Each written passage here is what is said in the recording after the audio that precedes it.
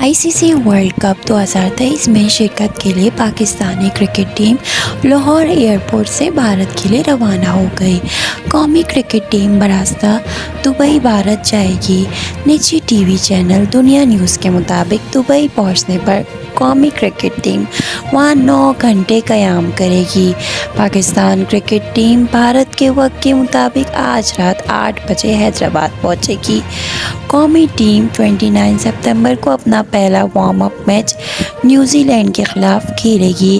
دوسرا warm up match 3 اکتوبر کو Australia کے خلاف حیدرآباد میں شیڈول ہے، جبکہ ٹیم ورلڈ کپ میں 6 اکتوبر سے نیدرلینڈز کے خلاف میدان میں اترے گی۔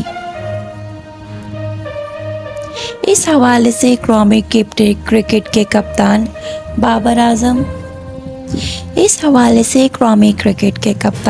اعظم کا کہنا ہے کہ ورلڈ کپ جیتنے کے لیے ہمارا مورل کافی ہائی ہے، کوشش کریں گے کہ اچھا کھیلیں اور ورلڈ کپ لے کر آئیں۔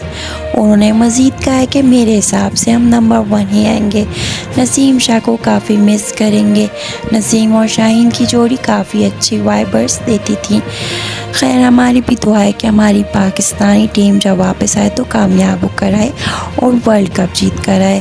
اگر آپ بھی یہ دعا چاہتے ہیں اور ہمارے ساتھ متفق ہیں تو کمنٹ میں آمین ضرور لکھیے گا اور ہمارا چینل سبسکرائب اور لائک ضرور کیجیے گا۔ تب تک کے لیے ہمارے ساتھ رہے گا۔ اللہ حافظ۔